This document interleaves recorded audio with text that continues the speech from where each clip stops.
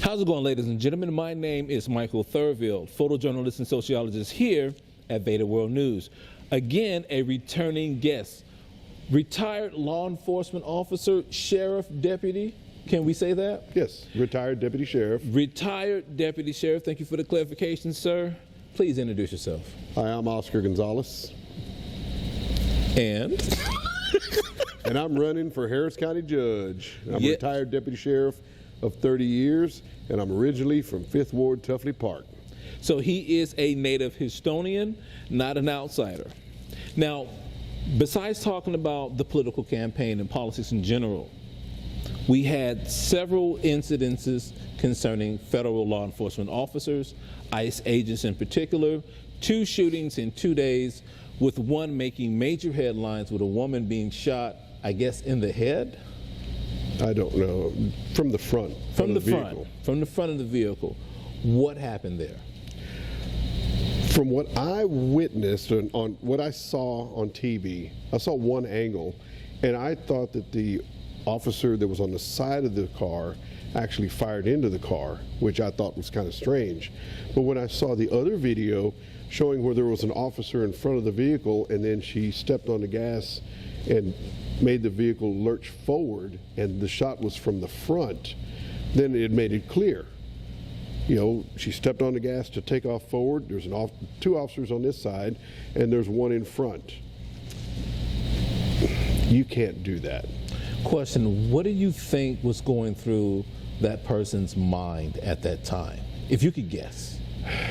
You know, it's hard to even speculate what they're thinking, because the first thing you got to look at is why are they there? Why are they being confrontational with any law enforcement, not just federal? Okay. And what is their goal? And then as an officer, you know, out there, is this person armed? Is this person on drugs? Is this person having a mental episode? There's so much going on, and you got to process it so rapidly. Yes. We've got to make a split decision in a 1/10 of a second on whether or not to shoot or not shoot. Understood. And nobody really wants to shoot anybody. And that's the fact. That was one of the things that the media was trying to make it seem like officers were gun-ho unnecessarily, like they wanted to do something. I saw oftentimes in certain press agencies where they were selectively taking videos and making the officers more aggressive, perception-wise, to viewers. What are your thoughts on that? First of all, as an officer, you don't want to shoot anybody unless you absolutely have to, because you and your family and your kids and everybody around you, you have to live with that for the rest of your days. Sure. That's the last thing you want to live with, is that burden, because you will always go back and you'll go back and just try to second guess yourself for the rest of your life. And in officer suicides, a lot of the officers that do shoot people that are questionable, a lot of those people wind up committing suicide because of the stress and the strain and the burden that they carry. So good officers don't want to shoot anybody, but there's times when they have to. Understood. And so everything has gotten just out of control.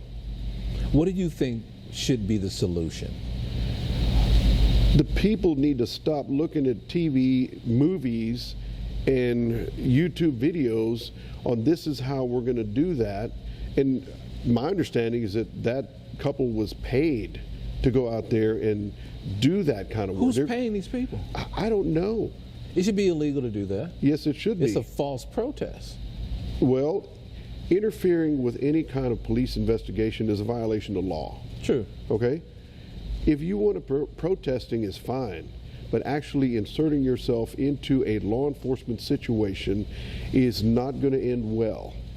If you go out there and let's say they're doing a drug takedown, and you got bad drug dealers and they're heavily armed and the police are always armed, and you get into the middle of that, you start tussling with the police and the drug dealers open fire, you're in the middle of fire. You're in the line of fire. This is true. Nobody has any business inserting themselves inside of an active scene, period. Get out. It's Are people not, doing this for fame, or are they doing this to buck the system, or what are they doing it for? I don't know. I really don't know. But this is a new precedent. This has not always been the case. No. This is to me since like Michael Brown. That's really when I really started seeing these protesters, paid or not, stepping in front of the official duties of law enforcement, inserting themselves, as you stated, and then hitting the nightly news saying, hey, look what they did to me. I don't think that's fair for the officers, and I don't think that's fair for the general public who have to watch that. It's not good, because I'll share something with you. Okay. I come from 5th Ward. I come from the ghetto. And when the police pull you over, you need to just mind, okay? Fair. That's where I come from. I was raised that way. You know, and I look back at Eddie Murphy, I believe it was one of his movies, says, I don't want to be in no accident. I don't think most people want to be accidents, Yeah. but unfortunately they put themselves oftentimes in an unnecessary position. Well, here's the thing. On the side of the road is not the place to argue your case. If you did nothing wrong, follow the directions, you go home, and you fight it in the courtroom. The courtroom is where you're supposed to fight these things out. If the officer didn't do right, and everybody's got cameras, just turn your phone on and just let it record. He's wearing a camera, you're wearing a camera, and when you get to court, if you have a lawyer or even the public defender, or sometimes the district attorney will look at it and say, wait a minute, the officer didn't do right. If the officer didn't do right, you can file a complaint. Internal affairs. We police ourselves because good cops don't like bad cops. We turn them in because they make the rest of us look bad. Okay, I'm not a cop when I was working. Understood. We don't like, good cops don't like bad cops at all because it makes it dangerous for everybody. Understood. So, the big thing is, don't try to be a YouTube star and act crazy on the streets when they have an active scene. Because think about this for a minute. Okay. Let's say you see all these cops and you want to stop them, you want to interfere with where they're trying to go, and you pull your car in front of them and you start messing with them and everything else, but yet they're trying to get to your house to save one of your loved ones. Something to think about. Yeah. You don't know where they're going. That's like ambulances and fire trucks. You don't know where they're going. They could be going to save one of your friends somewhere else. They could be going to a robbery in progress, and your mama's at the grocery store while the robbery's going on and the police are trying to get there. Something to think about. You got to look at it from that position. Get out of the way, leave them alone. The police are going after the bad people. They're not coming after you. Let me ask you a question. Is there a blue wall of silence? No. Is that a myth? There might have been back in the 60s and 50s. Okay. Or maybe even the 70s. I came on in the 80s because they wanted to make more diversification and get younger officers. We came in, we did face some racism. Okay? But we brought those walls down, but they're not gone because you know what? We're facing it today. And there's pockets of it. You're never going to get rid of it ever, because some people, that's just how they're wired. But it's our response in how we deal with it. I mean, we were at an event the other night and somebody said something to my wife. What did they say? We need to deport all the illegals, and then took off, yelled it at her. I was like, seriously? What's that for? He's about 90 years old. Okay, we know where that comes from.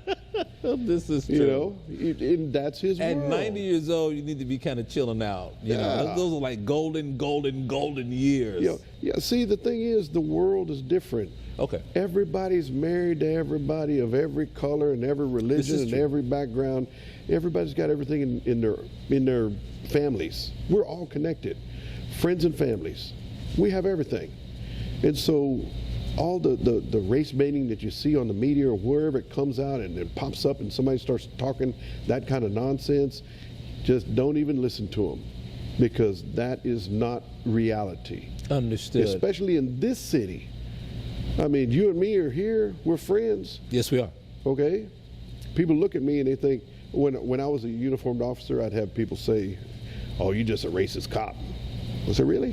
How did they, was that something that they just said out loud? Yeah. Without thinking? Yeah. Okay. And they'd look at me, I go, you don't know me. You don't know where I come from.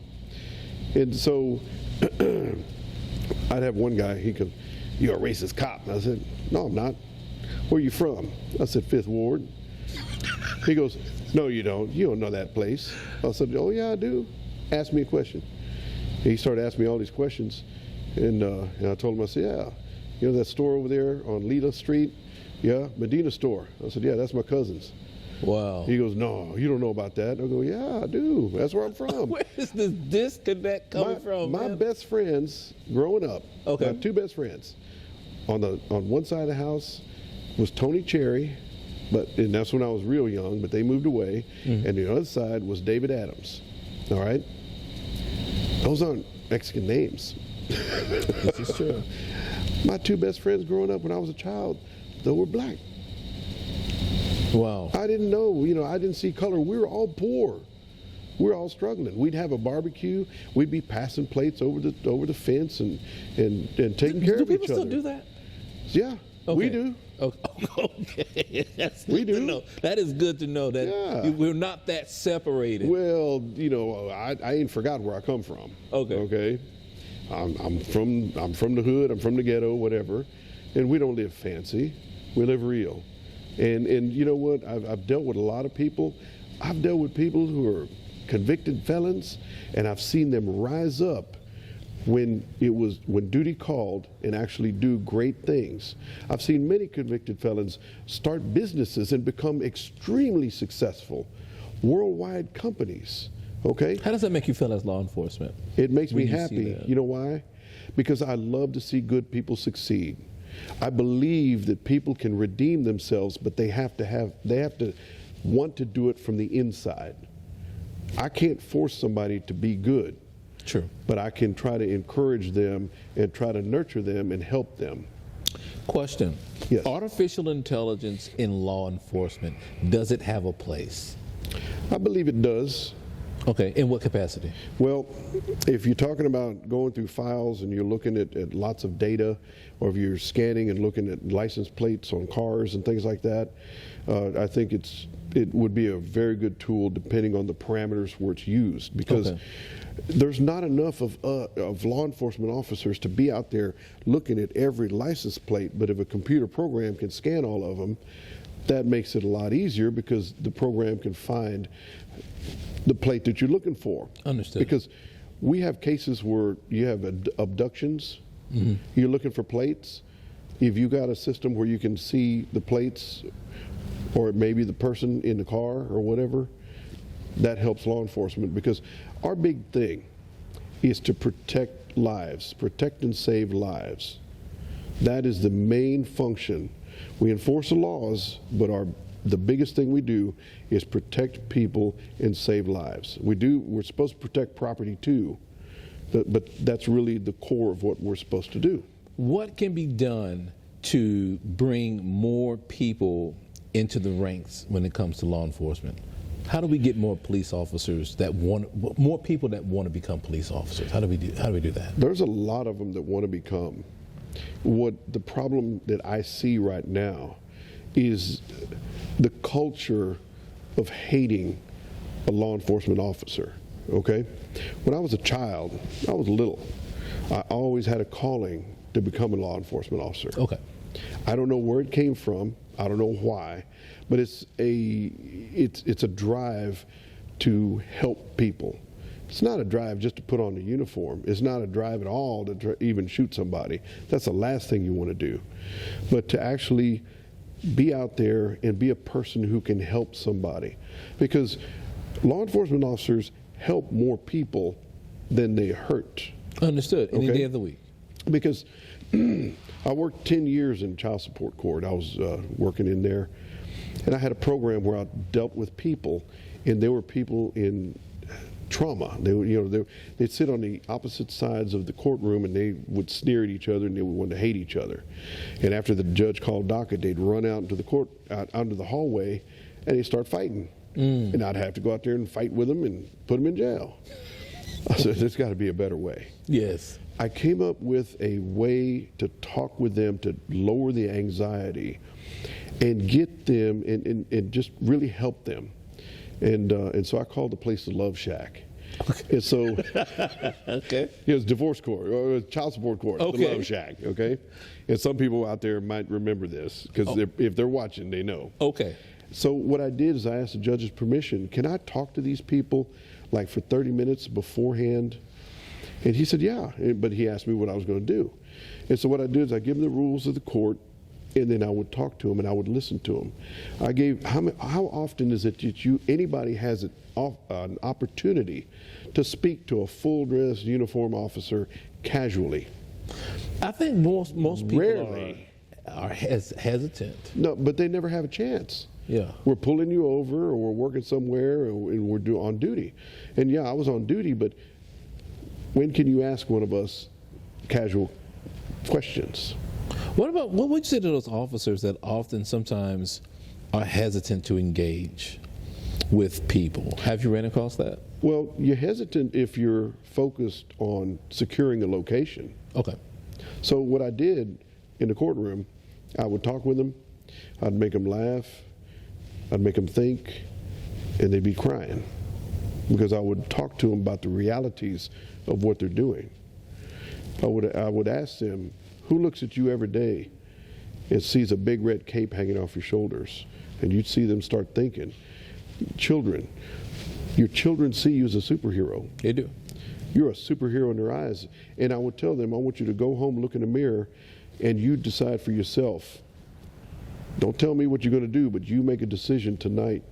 Are you going to become the superhero that your children need you to be, or are you going to continue with your evil ways?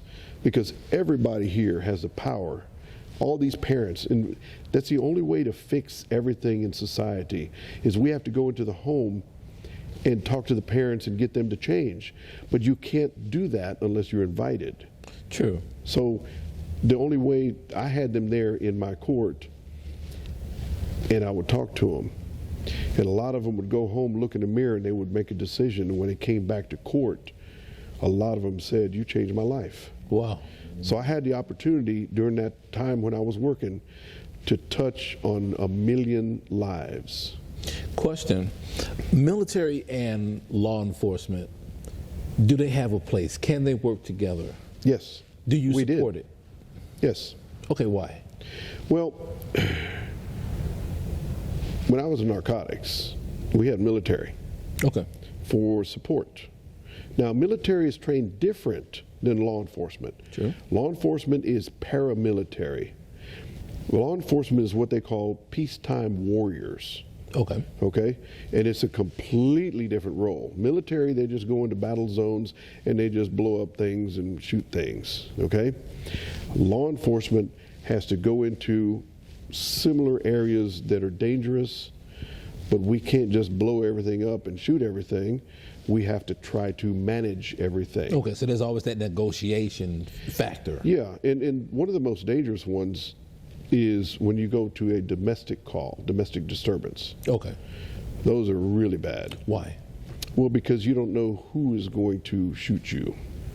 Explain that for people to understand domestic disturbances. And do officers go through some sort of anxiety when they respond to those particular calls?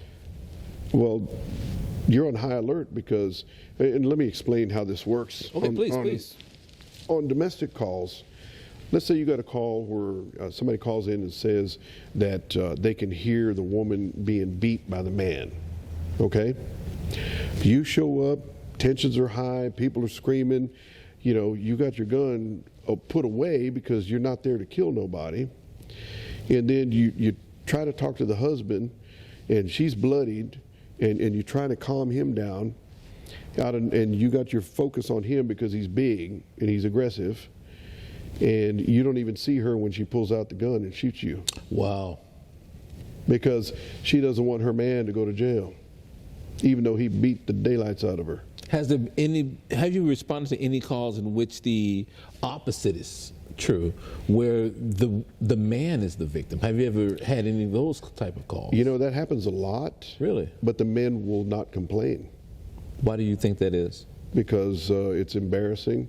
How did this this woman just beat the tar out of this guy? It's because they attack the man, and the man does not respond. He tries to block him, block everything, and because he doesn't want to hurt the woman. Okay. And they just go crazy, and they'll beat him with objects or scratch. It's How do the courts see that? It's an assault. Oh, so they still see it as an assault, Oh, yeah. as they would see as any other assault. Yes. Okay. Yes.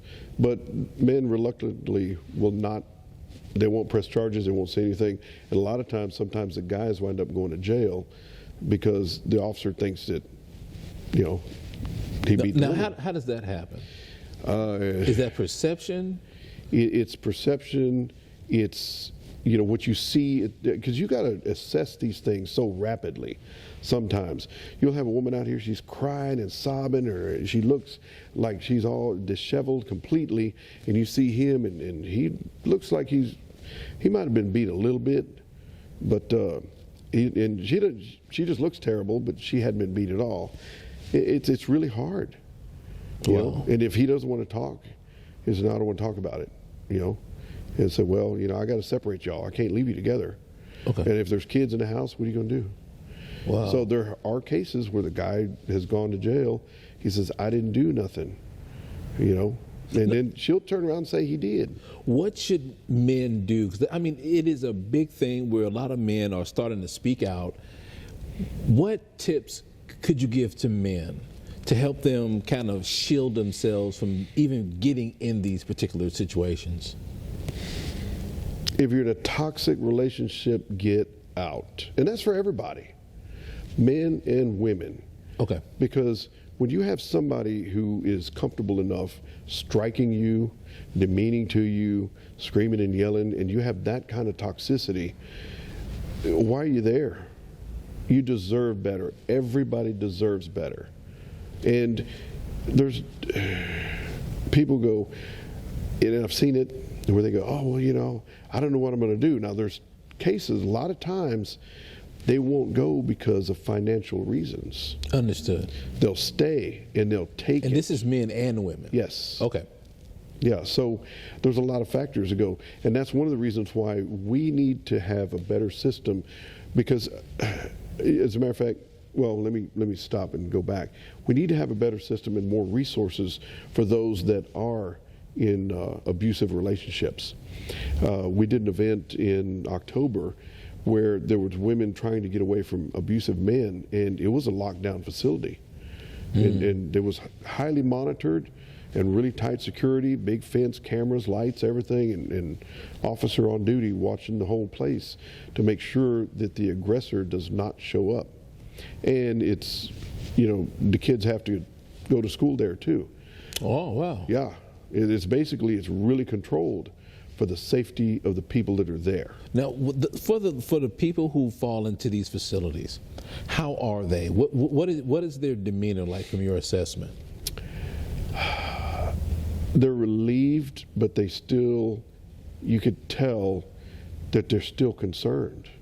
Okay. Because the reality is they didn't leave just somebody who, they got mad and screamed. They left somebody who was very dangerous. Understood. And so even the children, and anytime we do something for the children, we went there for a Halloween event. Mm-hmm. We had a trunk or treat.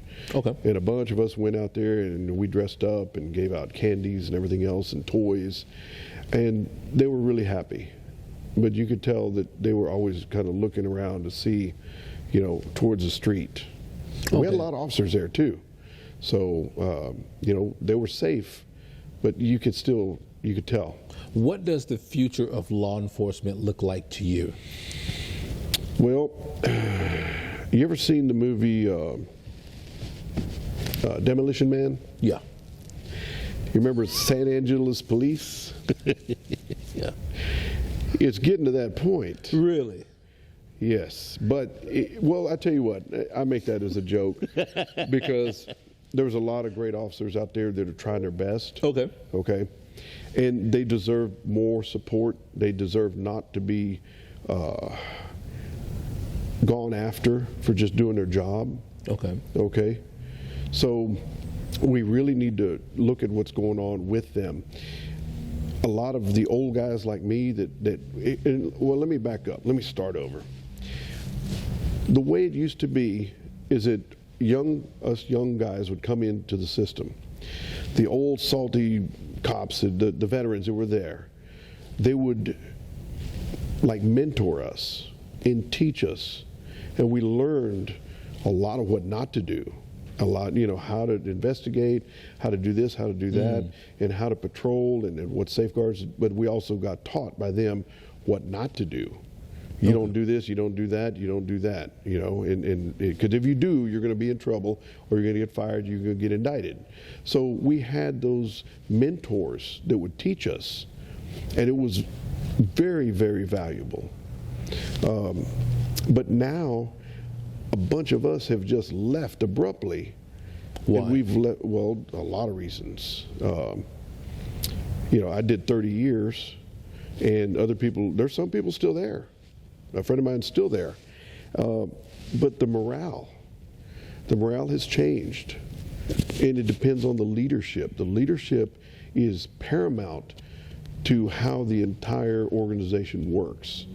So if you have a strong leader who is there, who is fighting for the officers, then all the officers are going to work very well. Okay? Even if you have, let's say you have a district attorney that's going after the officers, but you got a strong leader who is saying, we're not doing this. We're going to follow the rules. We're going to do the internal affairs investigation. We're going to investigate thoroughly. And if we have a bad officer, then we're going to hand them to you on a silver platter. But you're not going to go after everybody just because. Understood. So, and everybody wants to go out there and crucify officers sometimes just for doing their job. That is a problem. For the audience, yes. Could you define the difference between a federal police officer and a state and local law enforcement officer? What are those stark differences between the two? Because I'm under the pretext that many people don't understand the difference of policing between the two.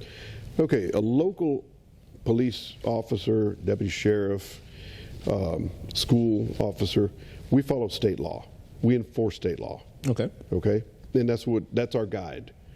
But also the U.S. Constitution, Texas Constitution, Bill of Rights, EEOC, and all Title 17,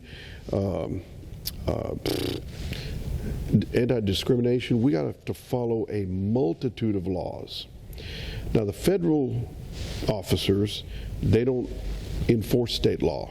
They enforce federal laws. Okay. So there's two different sets of law, but we can also be prosecuted under the same federal statutes, both sets of officers. Correct. So we walk a fine line, but we enforce different laws. That's how that works. So is it fair to say that the average citizen who does not understand that either A, expect all police officers to act and respond and be the same, or do they treat local officers different than they treat federal officers? Which one would be the best description? Well, in my opinion, everybody should treat all the officers the same. True. Just like I see military guys, and I respect them, and I'm not going to interfere with them. I don't know what they're doing. I'm not doing anything wrong, but if they come up to me and say, you look like so-and-so, you look like somebody we have to investigate, okay, go ahead, investigate. There's no reason to, you can't win a fight on the street with any uniform. It's just not, you're not supposed to do that, because the outcome is not going to be good. Because they have to do the job. So if it's a federal officer, it's a state officer. As an officer, when I was an officer, if I saw a DPS trooper and he pulls me over, I was shaking in my boots. Okay? Really? Oh yeah. Let me ask you a question. How and why? Those guys are tough. Okay. Ooh-wee. Okay, I was with the sheriff's department. Okay. We were tough. And the word on the street with the criminals, they said, man, don't mess with them deputy sheriffs, okay? But the word on the street with us is, man, don't mess with them DPS troopers. I would love to speak with a trooper. Oh, yeah. I have to get their side of the story. On Yeah, that. because as an officer, when you see a DPS trooper, we're like, yes, sir, I'm on mine. Oh my God! I guess those things true. Everybody has a boss. Oh, yeah. Everybody has a boss. Yeah. Wow. But the troopers, if you really look at them, they're one-man units. They're out there on long stretches of road. They are. They deal with some of the worst. They've been in many shootings. And Why is that? drug trafficking. Okay. You know, they pull over a drug traffic vehicle, and the people they're not going to go to jail. They're going to fight, and they're going to try to kill the officer. So a DPS trooper out there on the road, them guys are tough. That's like the Fish and Wildlife guys. They go way out into the wilderness by themselves. That is scary. And those guys got to go up against some bad people too. What are they finding out there?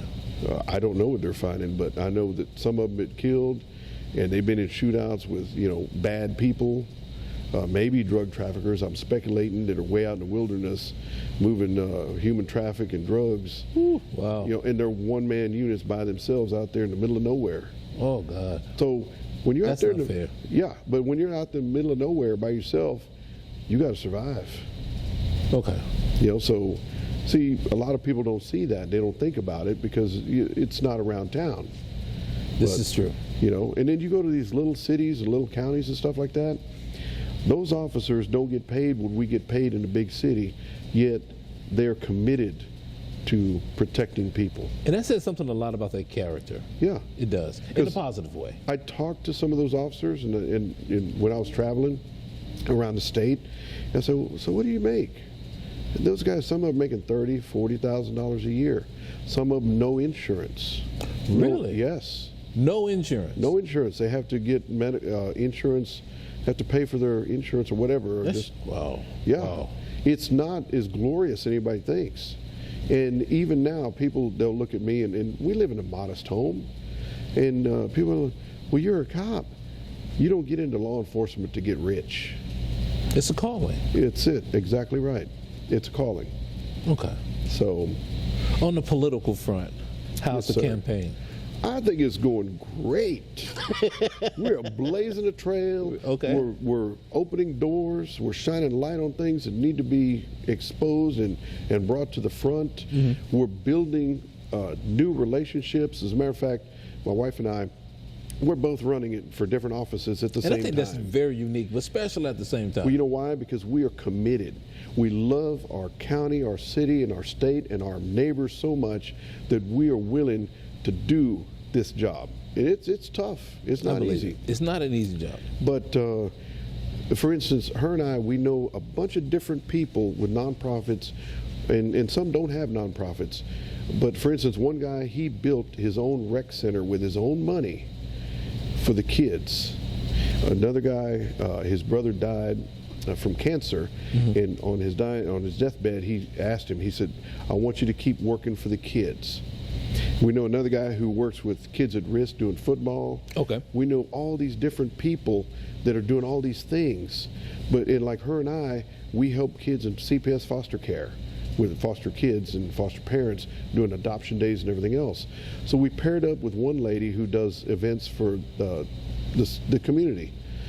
And when we got together with her, a light came on for me and said, wait a minute. I know all these people that are doing the same thing we're doing at different levels. Let's get them together. And now we're assembling a team of leaders who are out there in the community doing great things for all kinds of people. Really good. Especially, yeah, and so working together, we're able to move mountains. And so that's one of the things we're working on. We're going to have a meeting pretty soon, and we're going to introduce everybody because I know them, but they don't know each other. Wow. And I love building networks and building good, positive relationships that help people everywhere. Understood. If you can give 3 tips, 3 advices, well, I'm sorry, 3 words of advice Okay. to people, what would it be? In general, everything. Yes, just Okay. first thing comes to the mind. First thing, Exercise and take care of yourself. I am so guilty. Okay. Exercise and take care of yourself, especially the young ones, because the more you move, the healthier you are, the more you exercise, the better quality of life you're going to have when you get older. Okay? Because I've seen people, I've had friends that retired from the sheriff's department. They sat on the sofa and didn't move. 6 months later, they're dead. Wow. Okay? It's terrible. But they chose that. The body's designed to move. You got to get up, walk around, move around, jump around, bike ride, skate, do something. You know, go out there and work in the yard. My dad is 90 years old. He still pushes a lawnmower. Wow, that's a blessing. Yeah, but he worked all his life. So you're not meant to sit down. So the one thing is your health, because I've seen people on their deathbed, and the one thing they ask for that money will never buy is more time. True. And the ones that are sick, that are laying there in bed, the one thing they ask for is better health and more time. They wish they lived better and did more. That is a very hard, stark reality, and I'm going to tell you, I faced that. Last year, around this time, I had a stroke. Ooh. I did. Well, you look great. I appreciate it, but I consider myself very lucky. And I'm in the hospital, and I say to myself, I wish I had more time. Exactly. So to tell the people out there, don't be that person. I've been working out all my life. Okay. Because when I was young, I was kind of pudgy. I started lifting weights, and I got in great shape. So I was still working out and exercising. So when I met my wife, this is a funny story. We've been dating for a couple of years, and she looked at me and she goes, "How old are you?" Because she never asked me. Wow. I said, "How old do you think I am?" She goes, "Aren't you like 32? I said, 8 years ago. And she was like, "What?" For those that are watching, his wife is actually behind his camera, and she is laughing. Okay. But at the time, I was in great shape. I had a 32-inch waist, 18-inch arms. You know, I looked like a bodybuilder. Okay. But I was 40 years old. Wow. Well, you get me beat. Yeah. And so I'm a lot older now. I'm not as, I want to get back into better shape, but time and everything else, and had an accident a while back. That didn't help. So, but you know, I still move around. I like to rollerblade. That's one of the best things I like, is rollerblading, because it's kind of like running without the impact, unless you fall. Then that's an impact. Yeah. But if you're rollerblading, it's a great exercise, and if I make county judge, I'll be probably the only county judge that rollerblades. Really? Yeah, because here's the thing, we're going to do some parades. Okay. And when we do the parades, somebody's going to drive the truck with the signs on it, but I'm going to be on rollerblades, blading around and skating and passing out candies and stuff. I hope I can catch you, because I'm going to be stationary shooting behind this camera. Okay. I think it'll be pretty cool. Yeah, so that's the setup. So that's number one, be healthy. Okay. Okay.